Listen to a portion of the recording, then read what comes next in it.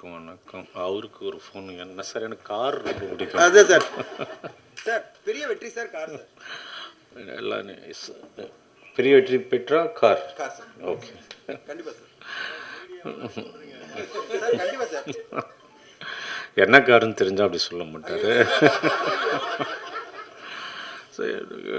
First போகும்போது கதை கேட்டேன். எனக்கு ரொம்ப ரொம்ப கனெக்ட் ஆச்சு. இந்த ஜென்ரேஷன் அவங்களோட இது, அந்த பசங்க படுற பாடு, இன்னும் அந்த பொண்ணுங்க கோ த்ரூ தி எமோஷன்ஸ் வந்து ரொம்ப ரியலாக சொன்னாங்க. நானும் நிறைய போராடலாம் பார்த்துருக்கேன். இன்றைக்கி பசங்க இது எல்லாம் அதான் அவங்கக்கிட்ட சொன்னேன். ரொம்ப கனெக்ட் பண்ணிப்பாங்க, இது எனக்கு கனெக்ட் பண்ணிப்பாங்க, அதில் பெரிய நம்பிக்கை இருக்குது. ஃபஸ்ட்டு ஆக்ட் பண்ண போகும்போது இது ஒரு செட்டே ஒரு மாதிரி, அவங்க ஒரு பக்கம் டைலாக் படிச்சுக்கிட்டே இருக்காங்க, இந்த பக்கம் வருவது பவிஷ் வந்து ஏதோ பண்ணிகிட்டே இருக்காரு, டக்கு டக்கு டக்கு டக்கு டக்கு டக்குன்னு முடிக்கிறாங்க. இது இந்த மாதிரி ஐ திங்க் வந்தாங்க 30 நாள் 35 நாள் முடிச்சிட்டாங்க. I think that's how future cinema would be like. அவ்வளோதான், டைம் இருக்குன்னு சொல்லிட்டு நீங்கள் பாருங்கள். I think you will like the film, you will love the film actually. Thanks sir. மீடியாலாம் உங்கள்கிட்ட கேள்வி கேட்கணும் தான் நாங்கள் வந்து உங்களை ரொம்ப ரிக்வெஸ்ட் பண்ணி வர சொன்னோம். சில கேள்விகள் மட்டும் பதில் சொல்லுங்கள் சார், அப்புறம் நாங்கள் மீதி பேர்லாம் பேசுவாங்க. மீடியாக்கள் உங்களுக்கு கேள்விகள் இருந்தால் சார் கேட்கலாம். செல்வராம் சார். சார் சார் தனுஷை வந்து உருவாக்குனதில் உங்களுக்கு பெரும் பங்கு உண்டு. முதல் 2 படங்கள் அவ்வளோ தூரம் நீங்கள் செதுக்கி அவரை கொண்டு வந்தீங்க. இன்றைக்கி தேசிய விருது வழக்கு வாங்கியிருக்காரு. தம்பி வந்து நீங்கள் சின்ன வயசுலேருந்தே தூக்கி வளர்த்த தம்பி. அவருக்கும் இவருக்கும் என்ன ஒற்றுமை இருக்குது? இவர் தனுஷ் மாதிரி வருவாரா? எப்படி நடிக்கிறாரு? ஏன்னா கூட நடிச்சிருக்கீங்க, அந்த அனுபவத்தை சொல்லுங்களேன். இவர் பவிஷ், அவர் தனுஷ், அவ்வளோதான். 2 பேருமே அவங்க பாட்டுக்கு அப்பயே தனுஷ் பார்த்திங்கன்னா சும்மா யாருமே அப்படி வந்துட முடியாது. ஒரு பயங்கர ஹார்ட் ஒர்க்கு. அங்கேருந்து உருளணுன்னா அந்த 40 அடி மலையிலேருந்து உருண்டு வருவார், இது பண்ணுவார். ஸோ சேம் குவாலிட்டி இவர்கிட்டையும் பார்த்தேன். அதுக்காக மலையிலேருந்து உருள சொல்லலை நான். But is also very hard working. படிச்சுட்டு இது பண்ணி என்ன 5 பேஜ் டைலாக பேசுகிறாரு டக்குன்னு. ஸோ அதுதான் நான் பார்க்குறது. ஃபஸ்ட் நாளே வந்து அவரை நீங்கள் அடிச்சிட்டிங்களாமே சார்? ஆமாங்க, வேணுட்டு தான் அடித்தேன். I think that character I think demanded இருந்தது. நான் அது வலிக்காத மாதிரி தாங்க அடித்தேன். அதை பெருசாக அப்படி பண்ணிட்டாங்க.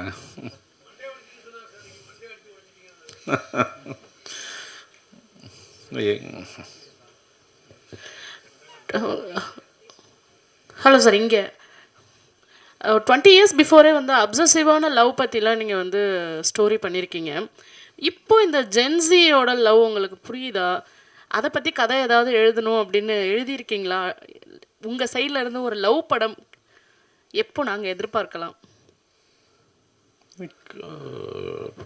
பண்ணியிருக்கோம். ஜிவி பிரகாஷ் நடிச்சிருக்காரு. 80% முடிஞ்சிடுச்சு. Immediately you will see my take on Gen Z film. எனக்கு ஜென்சி இஞ்சியெலாம் நம்பிக்கை இல்லைங்க. ஸோ இந்த காலத்துக்கு என்ன, அவ்வளோதான். எனக்கு I should love the process, அவ்வளோதான்.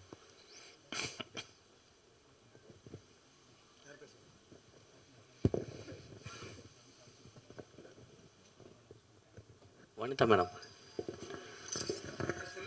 செல்வா சார் மட்டும் தான் Q&A இல்ல. செல்வா சார் கிளம்புறாரு, அதனால தான். அப்புறம் செல்வா சார் கேட்கலாம்.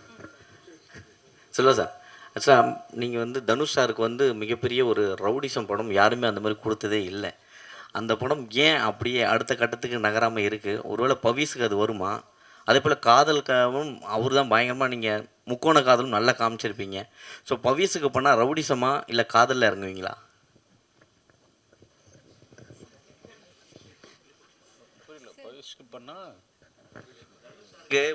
தனுஷ் சாருக்கு ரவுடிசம் படம் இப்போ யாருமே எடுக்கலை இன்னும் அந்த அளவுக்கு. ஸோ அதே போல் காதலும் தனுஷை வச்சு முக்கோண காதல் வேறு லெவலில் கொடுத்துருப்பீங்க, காதல் கொண்டேனும். ஸோ ஒருவேளை பவிஸை வச்சு எடுத்தீங்கன்னா ரவுடிசம் முதல்ல எடுப்பீங்களா இல்லை காதலை புளியறதுக்கான வாய்ப்பு கொடுப்பீங்களா? ரொம்ப ட்ரிக்கியான கொஸ்டினுங்க. அந்த டைமில் என்ன தோணுதோ எதுக்கு வேணுமோ அடாப்ட் ஆவாருன்னு நினைக்கிறேன்.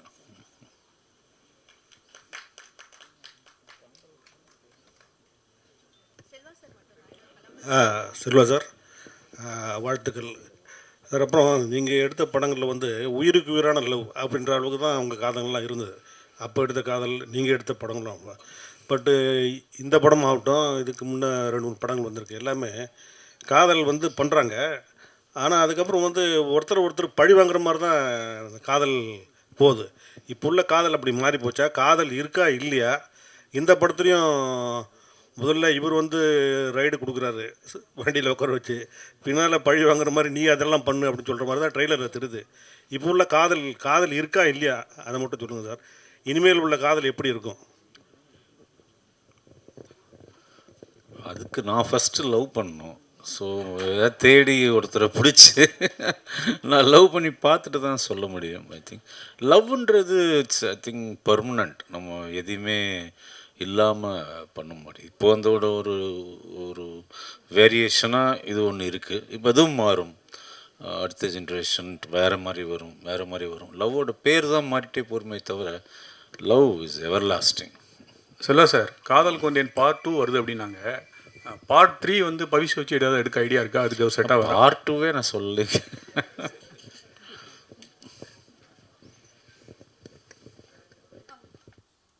வனிதா மேம், உங்களுக்கு தான் கேள்வி இல்லை. எங்கே போனாலுங்க தெலுங்கு போகிறோம், ஃபங்க்ஷன் போகிறோம், வனிதா மேம் கிட்ட கேள்வின்றாங்க. நாங்களாம் உட்காந்துருக்கோம், எங்களுக்கும் கேள்வி கேளுங்கப்பா. என்னை பற்றி கேட்டால் பரவாயில்ல சார், அவங்க சிஎம்ஐ பற்றி கேட்குறாங்க, கவர்மெண்ட்டை பற்றி கேட்குறாங்க சார். நான் ஏதோ ஆஃபீஸ் ஹோல்டர் மாதிரி கேளுங்க. கமான். ம், நீயா? இல்லை, மேடையில் பேசும்போது ஒன்று சொன்னீங்க. என்ன சொன்னேன்? நீங்கள் படம் பார்க்குற ரிப்போர்ட்ஸ் எல்லாம் படம் பார்க்குறவங்களாம் ஒரு மனநிலை, சரியான மனநிலை, எங்கெல்லாம் மனநிலை இல்லாதவன்னு சொல்ல வரீங்க. நான் வந்து பவுன்சர்ஸ் போட்டு வெளியில் லாக் பண்ண போகிறேன் கதவை. இந்த ஃபோனை நோண்டிட்டு வெளில போகிறது இதெல்லாம் நான் கவனிச்சிட்டு இருக்கிறேன் சில ப்ரெஸ் ஷோவில். Not allowed. ஃபோனை வந்து நீங்கள், அது நம்ம வேலை இல்லை, தொழில் தானே, அதுக்கு தானே வந்து படம் பார்க்குறோம். நான் ரிக்வெஸ்ட்டாக கேட்குறேன். இப்போ நானுமே நம்ம ஒரு படம் பார்க்க கதை கேட்குறோன்னு வைங்களேன், இடையில வந்து அந்த கதைக்கு நடுவில் நமக்கு டிஸ்டர்பன்ஸ் வரும். அது நம்ம தவிர்க்க முடியாதது. ஏன்னா நம்மளோட தொழில், நம்மளோட பர்சனல், அது வந்து நம்ம அவாய்ட் பண்ண முடியாது. பட் கொஞ்சம் நம்ம அதுக்கு ப்ரையாரிட்டி கொடுப்போம்ல. ஸோ நான் அதை வந்து ரொம்ப தாழ்மையாக உரிமையோட கேட்டுக்கிறேன். கேட்பியா மாட்டியா? கண்டிப்பா. அவ்வளோதான். ஹீரோ பேசும்போது கூட ஒன்று சொன்னாரு, நீங்க வந்ததுக்கு அப்புறம் தான் யூத்தா ஒரு ஃபீல் பண்ணாரு. ஆமா. அப்படின்னா உங்களுக்கு ரொம்ப வயசாயிடுச்சா? வயசானாலும் அந்த டைலாக் உங்களுக்கே தெரியும். இதே தான் சொல்ல வந்தியா? கஸ்தூராஜ் சார்கிட்ட ஒரு கேள்வி சார். சமீபத்தில் ஒரு பேட்டியில் நீங்கள் பேசும்போது சொன்னீங்க, அரசியலுக்கு யார் வேணாலும் வரலாம், ஏன் என்னோடய பையனும் வரலாம், என்னோடய பேரன் கூட வரலாம் அப்படின்னு சொன்னீங்க. நீங்கள் சொல்லி 1 வாரம் 2 வாரம் தான் ஆச்சு, அதுக்குள்ளே தனுஷ் வந்து கொடி அறிமுகப்படுத்திட்டாரு. அப்போது அதுக்கு அர்த்தம் என்ன? அவர் கன்ஃபார்மாக வராரா என்னன்னு சொல்லுங்கள் சார். அவரை தான் கேட்கணும் சார். கொஞ்சம் மைக் பக்கத்தில் அது அவரைத்தான் கேட்கணும். தெரியாதுங்க எனக்கு. இது நம்ம வந்து லவ் அதை பற்றி கேளுங்க, என் லவ் பற்றி கேளுங்க சொல்கிறேன். என் பொண்டாட்டிக்கு எனக்கு இருக்கிற லவ்வை பற்றி கேளுங்க சொல்கிறேன். தெரியுமா? உங்களுக்கு தெரியாமல் இருக்குமா? என்ன தான் இருக்கும். டேரக்டா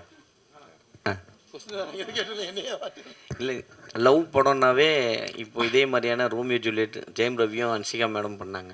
அதே கான்செப்ட் மாதிரி தான் வருது. ஃபர்ஸ்ட் ஹாஃப் வந்து அவங்க பழி வாங்க, செகண்ட் ஹாஃப் இவங்க பழி வாங்க. நீங்கள் என்ன புதுசாக காட்ட போகிறீங்க இதில் பழி வாங்குறத? இல்லை, இது ரோமியோ ஜூலியட் பேட்டர்ன் படம் கிடையாது. ரோமியோ ஜூலியட் படம், லவ் டுடே படம், யூத் படம் பார்த்த ஆடியன்ஸ்க்கான படம் தான். ஸோ இதில் நாங்கள் பேச வந்தது டோட்டலாக வேறு. ரோமியோ ஜூலியட் கதைக்கும் இதுக்கும் சம்மந்தமே இல்லை. நீங்கள் படம் பாருங்கள், படம் பார்த்துட்டு சொல்லுங்கள். ரொம்ப பேட்டர்னே வேறு. அவருடைய அசோசியேட் தான் அவர், அதனால் அந்த கதையை எடுக்க மாட்டார். நம்பிக்கையோட இருக்கலாம். ஆக்சுவலாக இது வந்து எக்கனாமிக்கல் எமோஷனை தான் நம்ம இதில் பேசியிருக்கோம். இன்றைக்கி எக்கனாமிக்ஸ் எவ்வளோ முக்கியங்கிறது தான் பேசியிருக்கோம். ஸோ நீங்கள் இன்றைக்கி உங்கள் ஃபோனில் இங்கே இருக்கிற எத்தனை பேர் வந்து பேங்க்கில் போய் நீங்கள் அப்ளை பண்ணி கிரெடிட் கார்டு வாங்கினீங்கன்னு தெரியாது. எல்லாமே உங்கள் காதுக்கு வந்திருக்கும். உங்கள் ஃபோன் பண்ணி கார்டு வாங்கிக்கிங்கன்னு வந்திருக்கும். அந்த கார்டில் ஏதோ 1 மாதம் 2 மாதமோ நீங்கள் கட்டலைன்னா உங்களை சார்னு கூப்பிட்டு கார்டு கொடுத்தாங்க. உங்களை என்னென்னலாம் கேட்பாங்கன்றது யோசிச்சு பார்த்துக்கலாம். ஸோ அதை பற்றின கதை தான் இது. இதை நான் லவ்க்குள்ளே சொல்லியிருக்கேன். ஸோ நம்ம ஒரு கடன் வந்து எவ்வளோ சேஃபாக இருந்துக்கணுங்கிறது மட்டும்தான் இந்த கதையில் சொல்லியிருக்கோம். வேறு வழி என்ன பண்ணுறது? வேற கேள்வி இருக்கா?